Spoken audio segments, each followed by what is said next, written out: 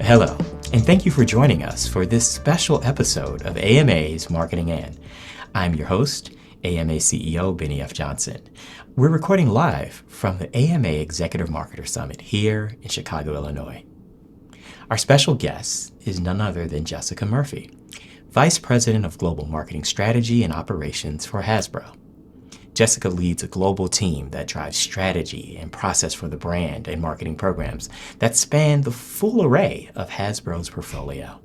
Jessica, welcome to the podcast. Thank you. Happy to be here. Thank you for having me. Oh, it's so much fun to have you here. You know, we're talking a bit about innovation, and at the heart of innovation is play. Yes. And you think about it, you're steeped in a world that's about play. So talk about your approach to innovation. I love that question. Yeah, I mean, Hasbro's whole mission is connecting people through play. Yes. Right? And I think that it's central to not only our products, but our product strategy. Right. So, we lean heavy on innovation to keep people interested in our brands, to keep people buying our brands. We have some brands that are, really, really old. We have brands that are 20 years old. We have brands that are 40 years old. We have brands that are 50 years old. And how do you keep people engaged? And it's all through reinvention. It's all through innovation. And I think it's really central to our marketing as well. I mean, we need to keep touching our consumers and reaching out to our consumers in fresh, innovative ways to keep them interacting with our IP. You know, it's interesting. You talk about the brands that have extended for a period of time, and we tend to think of play as a beginning, middle, and end, right? Outside of your space. People don't really think about it. But you have brands that have been a part of families for multiple generations. Yes. How is it to market across time in that way? Yeah, it's an interesting challenge, I will say. You could take Transformers, for example. That's a brand that's been around for a while. Right. And at the core of the business, we need that 5 to 8 year old boy, right? That's our core consumer for Transformers. But, we have movies that are PG-13. Right. We have video games that are, for older adults. We have a whole population of adult fans for that brand. People don't really think that way when they think about toys, but actually almost 50% of our Transformers toy business is adult collector. Right. Right? So how do you have only so much time in the day, you have only so much budget in your brand, P&L. How do you market to preschoolers for that, our cartoon series that we do every once in a while, right? For that preschooler to bring them into the brand, for your core kid audience, for your tween audience, because you want them to go see those movies, you want them to rally their families, and for your adult collector at the same time. So you need to think about, what is at the essence of this brand, because that needs to stay consistent, but you need to speak it in a different way to all of those consumers and really figure out how they all want to play with your brand, because they're going to play with your brand in very unique ways. And you think about that because you're managing a core mythology, right? So you can't get out of the canon in the space because everyone's kind of drawing especially your fans. They'll know right away. Yes. They're drawing if you're breaking canon, right? So they're drawing a space in there, but really the toys and then the content become an entry point for play and storytelling.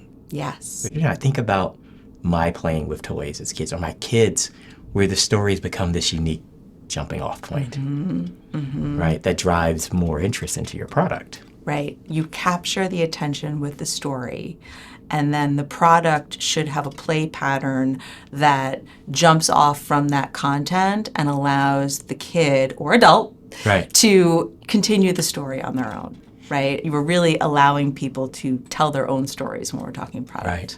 And so when you think about it today, are we seeing more of the toy driving the story or the story content driving the toy development? That is an interesting point, because we used to say in the toy industry, show to shelf.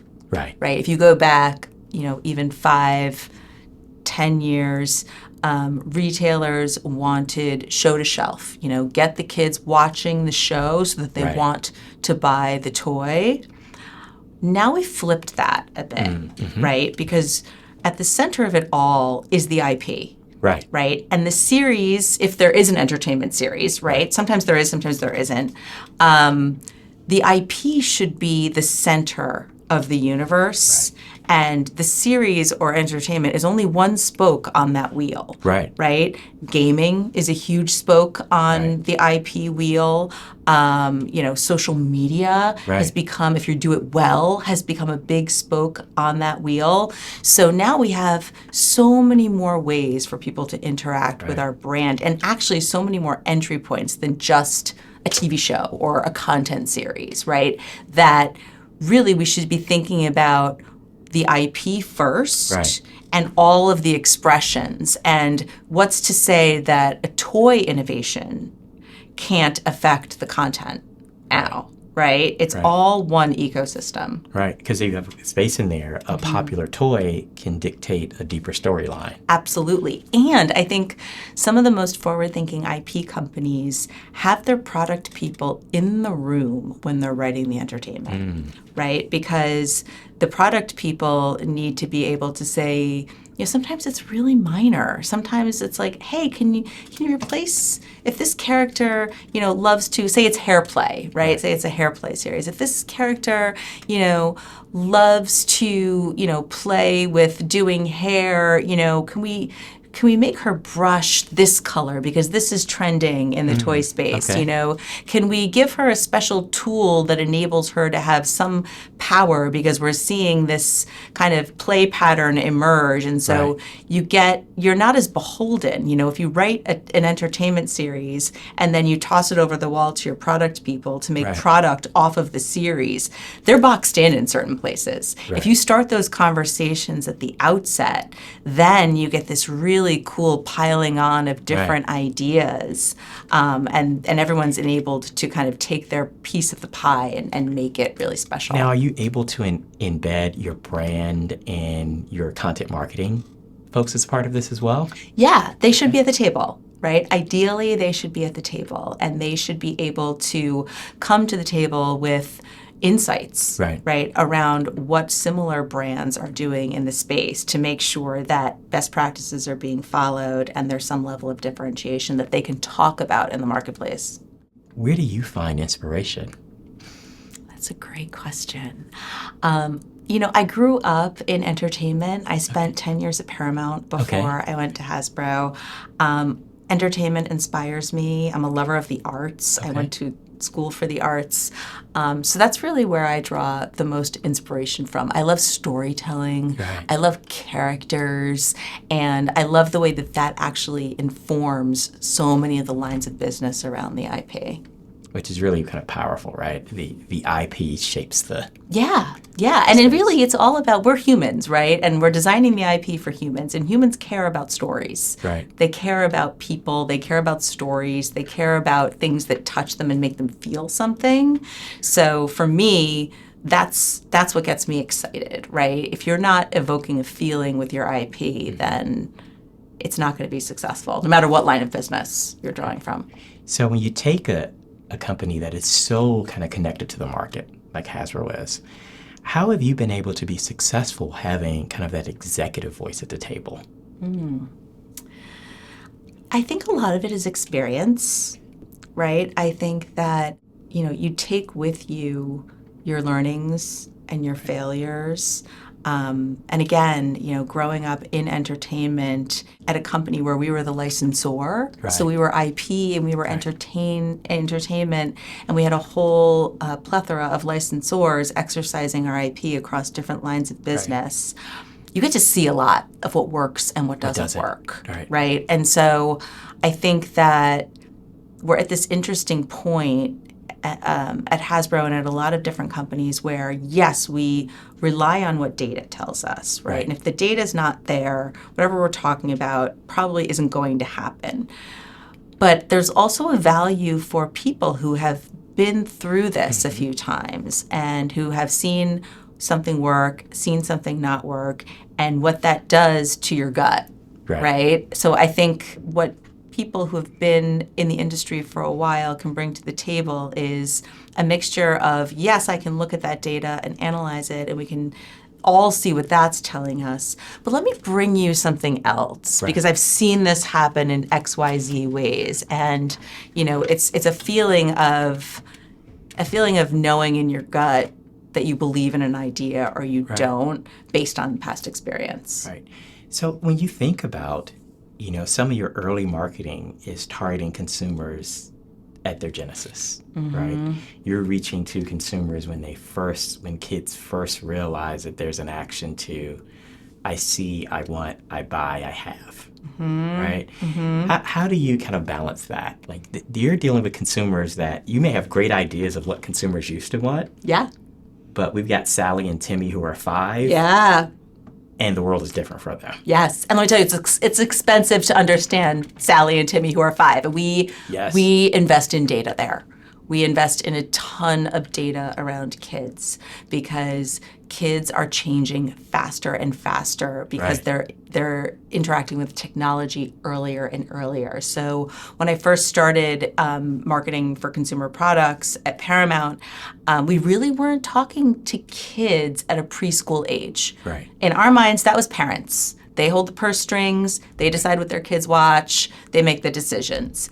And we called it, if we were marketing to kids, it was pester power, right? We want to get that pester power so that the person who actually makes the purchase will purchase, but we're really talking mostly to them. Oh my goodness. Well, we're finding that influence of pester power is happening sooner and sooner. So where, it used to be that a kid wasn't really asking for something specific until the age of 5 or 6 and really influencing and driving purchase until that age. Now it's happening at 3 and 4 in a really meaningful way. So we invest in a ton of data around kids so that we understand how to talk to kids. So if we're selling a preschool product like Peppa Pig, we actually will make kid-targeted creative for that product. You're talking about, 18 months is entry for Peppa, right? But they're watching the series. They know who that character is, and they are asking as young as 2 and 3 years old. And it may be a nonverbal. Right. It might be a point and a grunt. It's a point when you see a light up in your kid's face. I think about watching my son and daughter light up when Peppa Pig would come on. Right? It's that magic, right? The world to that, right? It's the magic space in there. I didn't need a list. I didn't need a service group in there.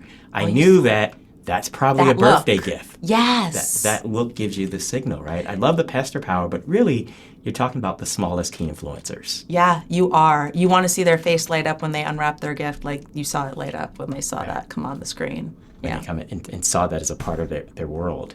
Now, when you think about parents, right? Do you have to atone for all the parents that you've made excited about products that they didn't know that they needed for a little bit. Luckily, I pay them off now with free toys that I get from work. But yeah, when I was at Paramount, Paw Patrol was really big, and that was a big one for us. And I would get these, going to like the soccer games on the weekends or my workout classes with my mom friends, like, oh, our whole house is filled with Paw Patrol. When are you going to stop? You said thank you. Yes, thank you. Thank you very much. Yeah. But, it also is important to me, especially being a mom. And I always said this, and they were probably like, yeah, we don't need you to tell us. But I was like, but it's a great show. Right. It's all about ingenuity and coming to the rescue and doing the right thing. And I think that's really important to me. If we're going to market IP to kids and, market the products that accompany that IP to parents, I think believing that you're teaching those kids something important, which I think our IP is really important. And I think it speaks to the power of having really good IP. I had a chance to speak to a group of students once. They were asking about these career moments. And I talked about this space that's like a low point, but a positive point. Having to market successfully a really, really bad product. And that moment of kind of career tension where the product isn't that great. Yeah. And they're going to blame marketing. But your marketing is awesome. And then you're kind of complicit in this bad product. But there's something magical about having really good IP that leads to really good product development that inspires the better marketing strategy. It's so true. And, I go back to, we have a wonderful head of location-based experiences Okay. at Hasbro, Matt Prue, and he always says, I'm the litmus test. Right. If we say, obviously we have brand health trackers on all of our brands, and we pay very close attention to awareness, affinity, all of the things. But he's like, at the end of the day, if I can create a theme park for that brand and sell tickets, that IP is strong, right? If people will take a plane to a theme park and spend money on a hotel and buy tickets and take their whole family there, you can sell a toy. It's the strength, it's the draw of that IP. Now, when we think about kind of the IP, I want to think a bit vertically. Mm-hmm. So we talked about, the disposable consumption of smaller kids. Right? They're going to play, it's going to break, they're going to get the use out of it. To the kind of semi-precious play of kids and teens. Mm-hmm. To the collector, high-end premium product staying in the box. Staying in the box, yes. So how does that play in the marketing space when you think about it? Yeah, we just talk about it so differently. Right? When we do creative for a kid's action figure, right? You want to see that articulation in the figure. Right. You want to see those kids having fun and playing out stories. When we're doing collector toys or figures on our Pulse channel or at a collector store, we're really talking about, how many of these exist in the world, who designed them, what special features do they have? There's so much of a conversation of craft that we don't even think about, right? They absolutely are. Materials and structure and fidelity to the IP. Yeah, absolutely. We have a partner, Robeson, who makes, these beautiful, huge robots with our Transformers characters. And they are hundreds of dollars. And they're actually stunning to look at, and our fans get so excited when the next one is going to come out. And, you're thinking, okay, if you have a few of those, that's $1,000 worth of toys and just for Transformers in your room. So the avid nature of the collector is something that is really special, But again, goes back to the strength of the IP. Right. They're only going to spend that money if those characters mean something to them. And the understanding of that investment into where is the specialness? Mm-hmm. Where do I double down on versions? Where do I come up with that small character that's popular? Yeah. And I think that these collectors, they take such pride in their collections, and they're they're a community in and of themselves. Well, I was going to ask you about that. So what role does community play in your contemporary marketing strategy? So, not much with kid. We're very strict on data collection with kids. We don't collect any kid data at all. But with our adult fan communities, absolutely. And that's where, with IP like Magic the Gathering, huge business for us, huge, very avid fan community where, so much of the marketing is done on owned channels. Right. That's a beautiful thing. Not that we don't, do wonderful paid marketing for Magic. We do. But it's a wonderfully efficient thing. It's so efficient. And when you have people that are that passionate about your IP, that they're checking your social accounts to see when the next set is coming out, that's when you have a special product. But also, you have to care for that community. Right. So, yes, they're checking. They want to know when the next set is coming out. Maybe they want to be first to buy it. Maybe they want to be first to pre-order it. Maybe they want to bring it to their Friday night game, what have you. Right. But they're commenting, and they are interacting with your content. So you really need to have community managers and people operating your channels who are fans themselves, who know how to talk to that community and know how to care for that community, because it's so, so, so important. That's your core. Well, one of the things I love is that you truly personify the notion of marketing as art, science, and magic, and kind of the alignment of the things that you're passionate about and how you've built the brand. As we close, what advice would you have for young marketing executives to find that same overlap of art, science, and magic in the career work? I love that question. Yeah, I think, so much of marketing is emotion. You're creating, at the end of the day, the simple definition of marketing is you want to drive demand, right? But to drive demand, you need to create an emotion.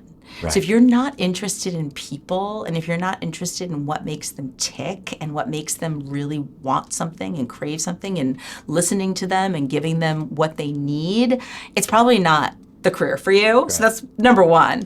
And then number two, and just kind of thinking about, all the things we talked about in the last day and a half at this amazing conference, appetite for change. Right. Change is the new norm in marketing. It is moving so quickly. And it can be really, really exciting if you have the appetite for it. I can't think of a better way to close our conversation. Adapting to change, being space in there, being deeply engaged in stories, being highly collectible, and being focused on the future. Thank you so much for joining us, and thank you all for this special Executive Marketer Summit in-person taping of AMA's Marketing In.